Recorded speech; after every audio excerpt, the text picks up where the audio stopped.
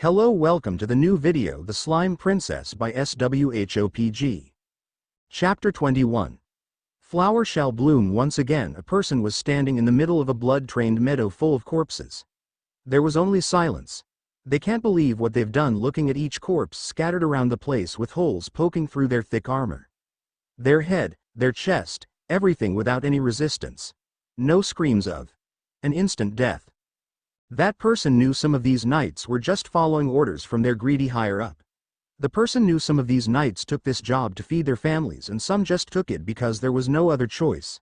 Despite what the person has done, he can't feel any sense of remorse. Not even a bit of qualm or regret. Maybe it's been a long time since I lost my humanity. Rimuru Tempest walked up to a tent that was being guarded by two men wearing armor. Even if you can call the two frightened-looking men worthy of being called a guard. They've lost their will to fight after looking at the massacre that unfolds before them in the blink of an eye. Without even speaking any words, Rimuru effortlessly killed both guards with the ray of sunlight that penetrated them on their heads and chest. The two drops dead on the spot. Now, time to settle our little business. Tempest crowds gathered near the Tempest's plaza, where two heavy and dense magicules kept being released by none other than the priestess of Tempest and the supposed mastermind behind this genocide. The bright pink and purple lights collide against each other continuously without any hint of stopping soon. It's all simply for a person's selfish desire to bring back the dead. The Princess of Tempest stood there in awe to see the scene ahead of her. Open black lens bracket Lila's Tempest, close black lens bracket. The figure of Shuna and Myron was the only thing I saw behind those light curtains. Walking with the small little goblina in my hand while watching the scene with everyone around. Let's just hope whatever mom's doing will work out just fine. Is it even possible to resurrect the dead? Who knows? As a reincarnated person, I've grown up to this world to the point my memories started getting hazy. I almost cannot recall any single moment of my past life before. It's like those never happened, but yet at the same time, I know really well those moments exist. Ahem. Not to be rude or anything, but, is something bothering you, princess? A voice. But where did it come from? I looked around, but where is this voice? Closed my eyes again for a few seconds, and there I found myself standing inside this space, again. This familiar void. Turning on my back, I was greeted by the sigh of a gigantic dragon and a bulky man with flaming hair. Was that Ifrit's voice? Walking closer to them, Uncle Veldora snapped his finger and a cushion poofed out from thin air. I proceed to sit down. There was only silence for a moment, but if it wasn't for Ifrit kindly asking the question again. Guess he was really that worried, huh? Uncle Veldora was also concerned as far as I can see, but he chose to stay silent for some reason. A sudden realization came into my mind. If I'm here, then what happens to my body? Answer. The host need not worry. The body is currently undergoing auto mode. The individual Veldora Tempest and Ifrit have requested to meet the individual Lila's Tempest. The voice of Great Sage echoed through this entire endless void, so that's why, huh? Lila's. Uncle Veldora called out. Yes? I answered. Soon, everything will change. Everyone's peaceful daily lives won't be what they used to be, at least for a while. My brain, if I had one in the first place, was trying to process the words my uncle said. What did he mean? Would our lives continue to be threatened by all sorts of dangers and conflicts in this world? Why are you telling me this stuff? I asked. He just sighed as he closed his eyes. I predict that Tempest will experience dark times in the near future, so with that, I want you to prepare yourself until that time comes. This situation is a bit too tense for my child mentality to handle. What should I do? What should I do? I understand, I said to him. Sigh, maybe I'm a bit too serious. Okay, all acts and play are gone. Ahem. You don't have to worry, my niece. Everything will go just fine. Your cool and powerful uncle here will guide and protects you along with Rimuru. What has happened recently may be a tragedy, but trust me that the same thing will not happen again. And I'm sure Rimuru also had that in mind when he massacred Kuok. What the? Ifrit. Ifrit shook his head. Uncle Veldora widened his eyes for some reason, and he coughed a bit. Very suspicious. And now change of topic. Worry not, if my experiences from reading manga have taught me a lot of stuff about friendship. Is that with everyone around, I'm sure we could pass every obstacle heading in our way as simple as picking up a stick. Sai, I think you've read too much about that story with kids being enrolled into superhero high school, Veldora-sama. What? It was cool. I mean that little green-haired wimp blew up an entire arena. I don't know what they're talking about, but I feel being ignored here. I mean, why did he call me with such a tense atmosphere in the first place? Also, why did he bring manga all of a sudden? Are those piles of books on Uncle's side mangas? Either way, I think I should get out of this place. There are way more important things to do outside right now. Great Sage, I would like to return now please, understood. But wait, hear me out oi, where are you going? Thus my vision has finally returned to the scene in Central Plaza once again. Huh? I felt a tug on my. Oh right. The little goblina looked at me with eyes of wonder. I guess this one could differentiate between me and Great Sage, perhaps? Don't worry. I'm still here. I pat her head in the process, just assuring her that I'm not going anywhere. I just hope that whatever Mom is planning to do, I wish for her to succeed in doing so. We will wait for you. Shuna, Benimaru, Sue, and everyone. We will wait for your return. For all of us. Everything was enough as long as Rimuru-sama was by our side, but for him just losing one of us was enough to tear him apart mentally. I think this was destined to happen, but at this moment, Mom is trying to change that destiny herself to a much better path. So Shuna, don't be sad. I'm sorry, Lila's-sama, that you had to comfort me instead when it should have been me who comforted Lila's-sama in the first place.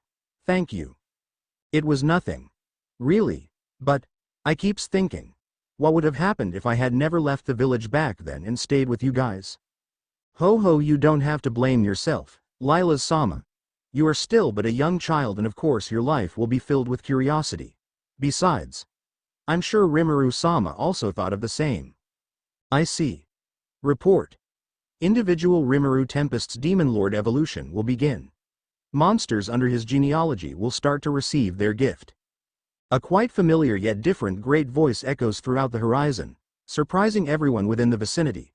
I had thought it was Great Sage, but something tells me it was another entirely different entity that bore the same voice as Great Sage. It's the voice of the world. Benimaru, he did it. Everyone, he did it. Rimuru-sama did it. Shuna. Everyone's joyous cheer began to roam through the whole city as cries of happiness exploded. Report. Due to being directly under the individual Rimuru Tempest as his offspring, the individual Lila's Tempest will evolve into Demon Princess. Huh? Me?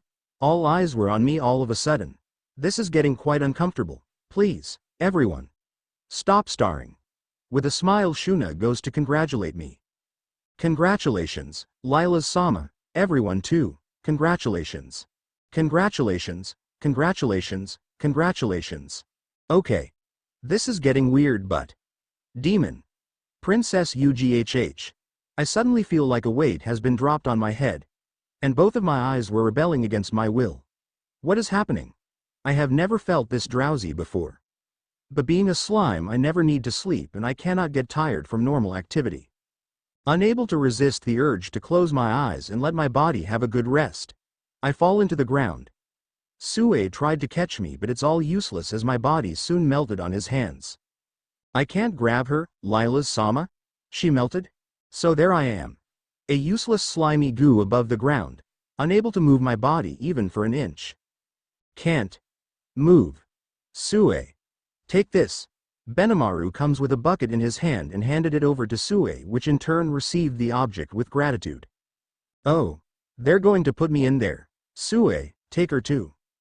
Before he can finish his sentences, a tall guy donned in black suit in style of a butler suddenly came into our view except me because at this point I've lost half of my visions. I can see but it's all a bit wobbly and all. Rest assured. The princess will be fine. She will simply undergo an evolutionary path the same as her mother, and importantly my new master. The new mysterious guy said. Who are you? Rigard. Whoa. Handsome. Oh, to be praised by my soon-to-be master's child. How could I ever repay this blessing that has come my way? But of course my looks is nothing comparable to the princess's mesmerizing beauty. He proudly said that while clearly talking to a goo. A bit weird. You. And just like that, All of my visions has been shut down and the last words I've heard is the shriek of horror coming from that weirdo butler guy.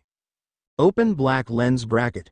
Close black lens bracket. The girl opened her eyes. She could not move, nor speak. She could only watch the beautiful angelic figure at work. The silvery blue-haired figure mesmerized her. The figure she admired as a mother was trying hard to bind those poor souls, slowly pulling them from a destiny filled with empty and hollowness. For he believed that their time had not yet come.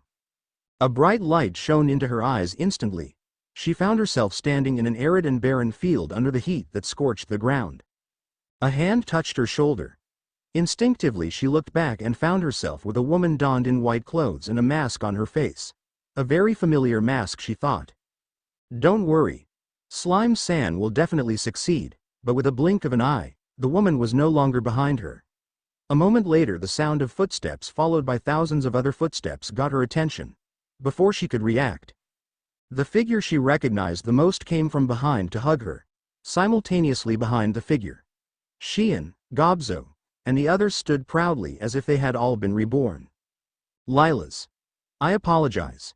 As a parent, I have always put you aside and preferred to work on my own selfish interests without sparing any time. I thought that having Milam, Xian, and Shuna was enough to keep you company. But I was completely wrong for thinking that way. All this time, Lilas, you just want to be spoiled, don't you? The hug grew tighter and the unstoppable flow of tears finally came out. Drop after drop fall onto the barren ground and suddenly a blinding light illuminated the area around the child and parent. A petal flower flourished and slowly spread throughout the space. In an instant the once barren land changed into beautiful greenery filled with flowers and such. Compared to that, do not be sad, because from now on I will not neglect you anymore.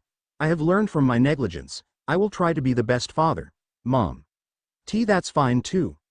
I'm sorry too. I see. Then, let's go home. To Tempest, our home together. Together they walked along the path that was made on that flowery land.